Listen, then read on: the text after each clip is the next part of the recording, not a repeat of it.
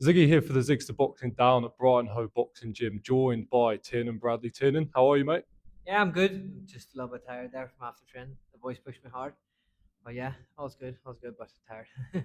I suppose we've got to start one place really. You got a fight, you got a date. Finally, out in Letterkenny. Just talking about how we're feeling going into it. Yeah, excited. Came last minute. I only really found out yesterday. Sorry, I only found out yesterday. And yeah, I'm just excited to fight back home. I'm on the same card as my little brother. It's about 30 mile away from my hometown in Ireland. It's the closest I've fought to home, and probably the closest I will get the fight to home. um, because of safety.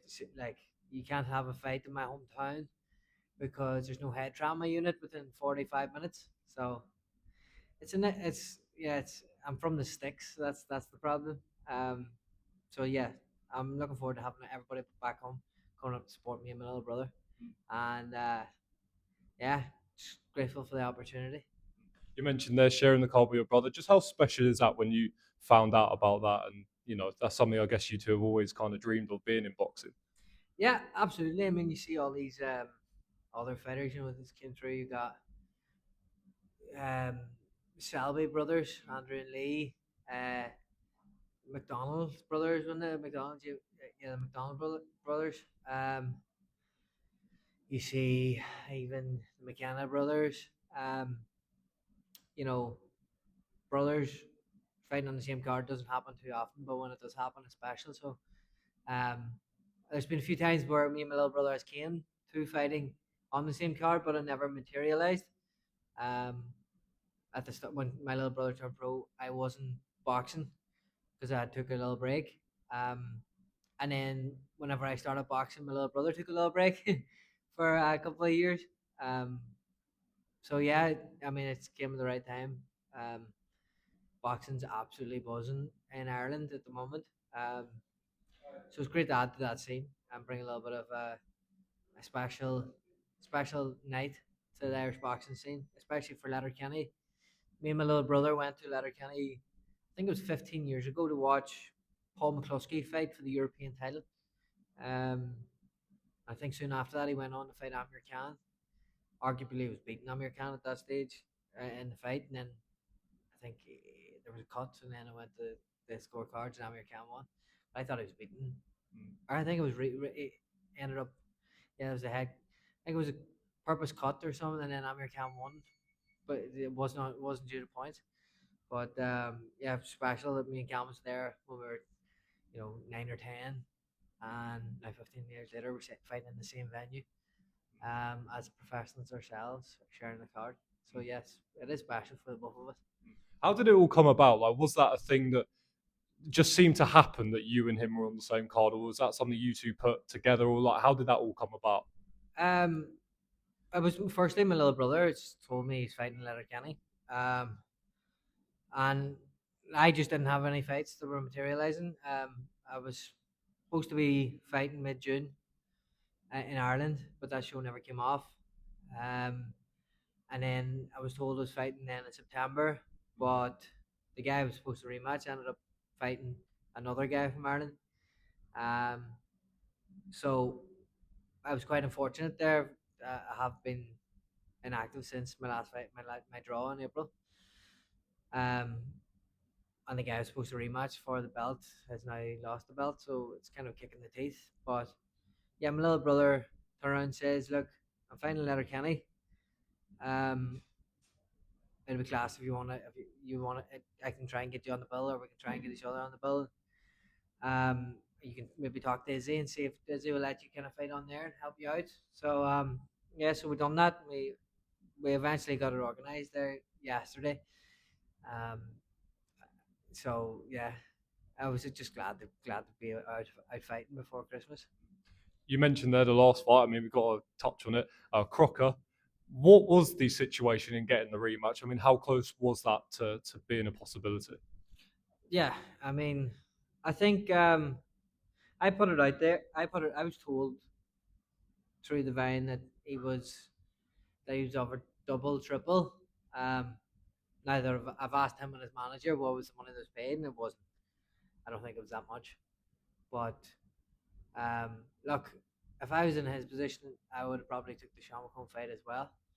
Um, and that's, you know, to be fair, I punch harder than Sean McComb. Sean McComb's a better boxer, so you're going to take less damage.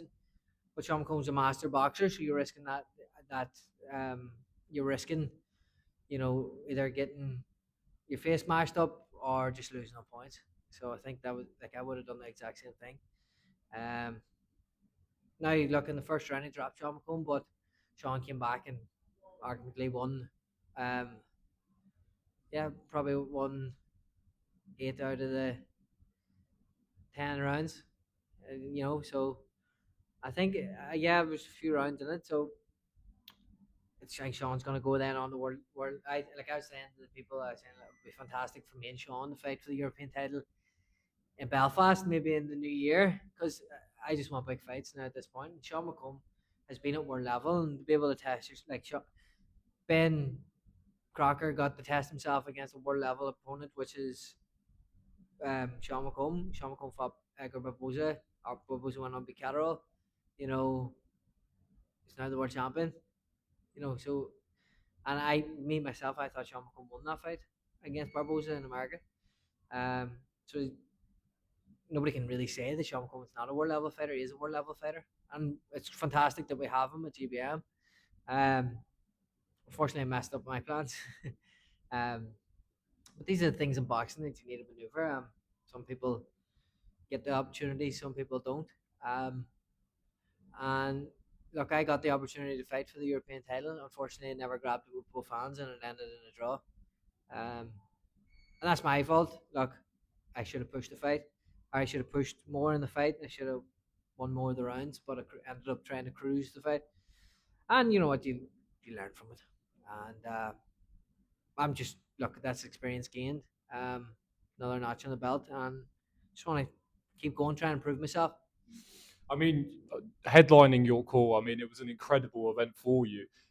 That was almost your coming out party on the biggest stage for that belt as well. What were your takeaways from being in there with Crocker and just being in the corner, and what were your takeaways from the fight in general after it all happened?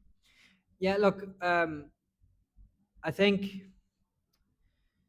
what I took away from that was to trust in my team, trust in what they're saying in the corner, because when I look back, I thought I was winning the fight pretty easily, um, but I wasn't. I was and I wasn't. I thought I was nicking the rounds. Well, unfortunately, he's the champion, so he sometimes he gets a nod ahead of it. Um, so the rounds that he won, I thought I was nicking, and the rounds I won, I won clearly. That's the reason why I was getting the rounds. Um, and just look, the experience gained there is, fighting on a big show, fighting in the zone, being thrown into the deep end, as a headliner because the EBU title was meant to headline, and then being thrown into the deep end, a hostile a venue. My fans, I guess it's the Welsh fans, very very hostile. I still get grief from Welsh people to this day. It's so funny.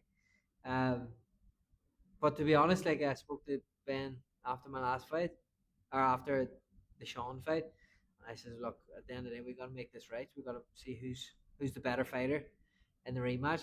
So look, if we can try and organize something in the future, it'd be fantastic. I've got a promoter, he doesn't, so unfortunately, I'm going to have to then push for the rematch. Um, but yeah, a lot of experience gained. Um, but I just look, for me at this point in my career, I just want big fights. I want to be able to get belts on them, belts around my waist, and I need some pulling power to put me in positions where I can get big fights. Yeah. I mean, you were sat there front row watching the fight. I thought that was great move for you. It gets you out there. You spoke really well on TV as well. Is the Sean McComb fight a possibility? I mean, that's something that I was, it came straight to my head. I mean, put it in Ireland. I mean, it makes sense. But do you reckon that is a genuine possibility, or will you have to still work your way back up to that? Do you think? Um, I'm there at that level, honestly. I really do believe I'm there at that level. I mean, you see, look, Ben Crocker is not a master boxer, but he had his tactics right against Sean McComb. He stayed back and allowed Sean to overreach, and that's where he caught him the first round. Um, Sean can be beat, but he can't. he can't be beat easy. You know what I mean? You have to do the work. You have to go to town on him, and it showed in like the Gavin Gwynn fight. Gavin Gwynn kind of wore him down. But that was a lightweight, and he's a totally different Sean McComb. So, and to be honest, I don't really want to spend too much time talking about Sean because Sean's now kind of trying to move on to bigger fights. I believe he's got a big fight coming up, possibly on a big show, defending that belt. So that, that's what I try to have a conversation with him about is trying to get a fight with him. Um, but look, we'll see where he goes now. I believe he wants to go on to our level stage. I just need to really build up and get those opportunities again. Um, and who knows, it could be another belt somewhere along the line in the start of the next year. But I need to have that bargaining power. He has that bargaining power to go on to fight bigger things. Um, so yeah, I believe I'm at that stage, but I need to build myself there, get there. Is the way to do that just staying active? I mean, because sometimes I've heard you speak about before, it's hard to get fights and keep. If you keep active, keep racking up the wins, then surely at some point you can't be denied for that. Absolutely. I think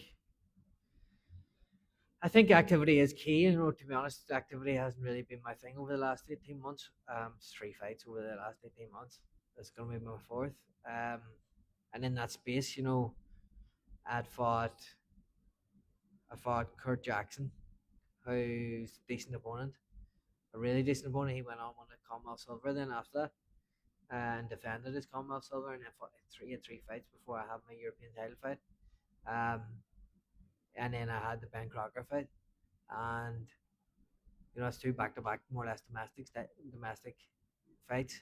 Um, and now you know just this next one's going to be a 6 rounder. Just get me back on running, and get a big fight in the new year. I was hoping to maybe get a fight before Christmas, maybe an 8 or 10 rounder.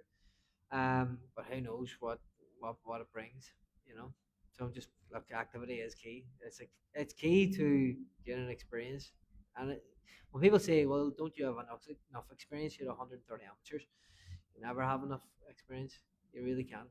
You can't have enough experience, especially when it's a totally different sport, amateur and pro. I'm a relative novice. I've only had 11 fights as a professional, so um, every fight is experience gain.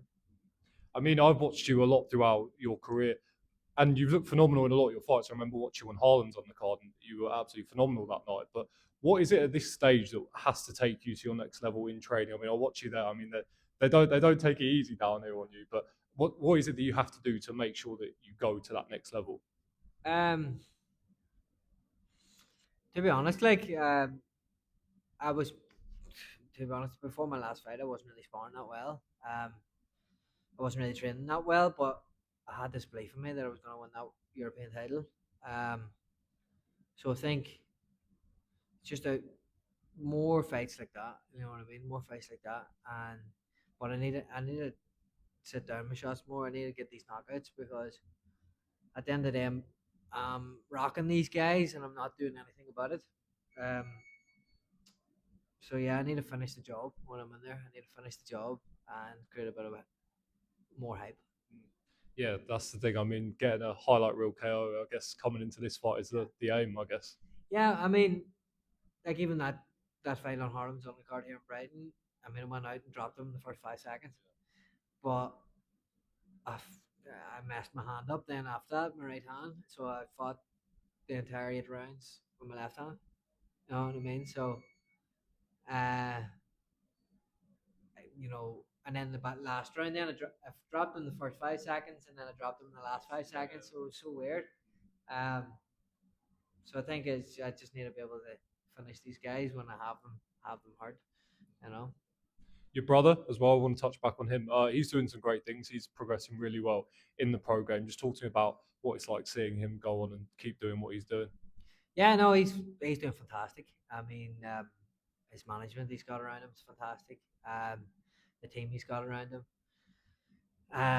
He's sparring very well. He's up sparring in Manchester all the time, and I think a lot of opportunities will arise from him now coming up. You know, he's finding his weight as well in between. You know, feller, super feller. He's strong. I think he's stronger than me. He's lifting more weights than me. And he's fit as a fiddle. You know. Um, so I think you'll see a lot of him now in the next couple of years, and in big fights, and he's very entertaining. If you speak to anybody in Ireland about that has been to his fights, he brings a massive crowd. His crowd are screaming. He's in there with his hands down, rolling shots, coming back with his own, going toe to toe, outboxing fighters. Doing um, extravagant feet work, extravagant shots, big shots, quick shots. It's to be honest, he puts on a clinic when he fights. I think once he gets on TV, I think it's a big thing, and it's gonna be everybody's gonna take notice of him. So I think as soon as he comes on the main stage, it's gonna blow up. He followed me on Instagram actually just before this, so we need to get him on. Um, Chris Eubank Jr., Conor Ben, two guys that you've shared a couple rounds with. What do you make of the fight coming into the second one, and what were your takeaways from sharing a couple rounds with them? Um, yeah, I mean, to be honest, it was in this ring. I'd moved around with Chris. Um, to be honest, Chris is an absolute dog. Um, same as Connor. Both of them are dogs. Um, so that they can box or they can go toe to toe. Showed in the last fight. Um, I think Connor surprised everybody and is in the heart that he showed. I think he surprised Chris as well, and Chris showed everybody he can. Well, everybody knew he could dog it out, but I think they were kind of thinking to themselves, Chris passed it, but he hasn't passed it. He can still stay in there and perform. He's an absolute machine. Um, we've got one of our team members that's in Chris's camp, and he's been with Chris all through his career, guiding him, helping him, whatever he needed. Ant was there, and so it's nice to have that within our camp as well. The experience of all them fights. Um, but I can't wait for this. I can't wait for the second fight. When we see an improved Conor Ben from the first fight, or we might see an absolute clinic from Chris. We honestly don't know. We need to take into account the damage that came after the first fight. Was the damage on Connor? I think Chris was in hospital, but was that just a precaution? Is he okay to go again? I know Chris is a little bit older now. Um, so it's interesting. It's going to be a really interesting fight, and I think it's gonna be a repeat of the first one. Yeah. You mentioned Anthony there. Obviously, a massive part of what Chris has done throughout his career.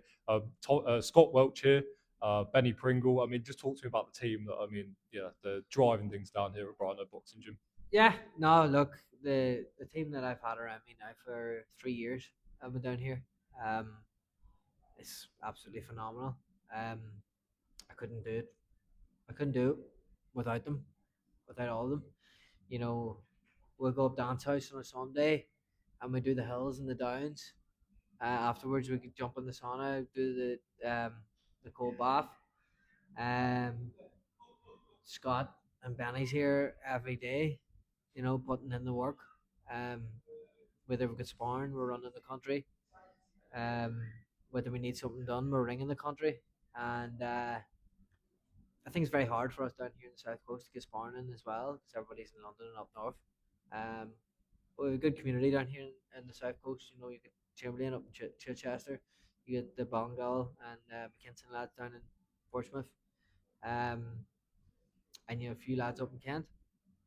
So you got Red Hill as well up in Booth. Or no, it's not Booth anymore. It's a New Era gym in it, with Hardham and stuff. Charlie Beat.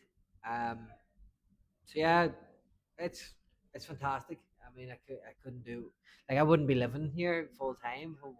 Like, if I didn't enjoy it, I'd be here and gone after my training camp. So, and Brighton's a beautiful place. Brighton's a second home now to me. So that's why it's very important for me to have this fight back home, because it reiterates that I am from where I'm from back home, and people can see me fight, and maybe hopefully then they can come over to England and see me fight then. So it reiterates the interest in my boxing career. So it's important for me to fight back home. Yeah. Tommy has got his fight. Tommy Welch against Rich Riapol. Eubank Bento undercard. Massive thing for him, finally getting his shot at the big stage. You're talking about what you're expecting from Tommy on November the 15th. Yeah, look, I'm in Tommy's camp, so I can't give away too much. You know what I mean? But I think it's going to be an explosive fight. I think think Tommy, the way he's looking right now, he's confident. He's eerily confident. You know what I mean? Um, when you walk in the gym, he's got that silent confidence. When he's walking about, he's coming in, he's doing his work. He's not messing about. He's switched on, and I think that type of confidence is scary. You know what I mean? It is scary. Um, so yeah, as I said, I can't really put out too much, but I think we're gonna see. I wouldn't say an upset, but something different. Yeah. I mean, for you and him, I guess coming on to getting that big fight. I mean, your last fight, and obviously Tommy coming into this, you're finally on that bigger stage where people on the zone, they're taking notice of you. Do you almost come into that with a chip on your shoulder? Right, I know what I do, but I'm here to show the people as well, like who I am and what I'm about. um, yes and no. I mean, at the end of the day, you're gonna have to prove yourself to these people, which you shouldn't have to, but you do have to prove yourself. Um, but having that silent confidence in yourself is the best thing you can have. And as long as you do the training in here in the gym, everything's gonna be right on the night anyway. So yeah, just put your faith in that, and you're good to go. Final one from me. What can the people watching Tiernan Bradley expect next week when you get back in the ring? A good flashy knockout. Back on get the knockout streak back on going. So once I get that going, it'll be because I got one stage I had 5 knockouts in a row. So hopefully get the streak going again. Can't wait to watch, mate. Tiernan, thank you.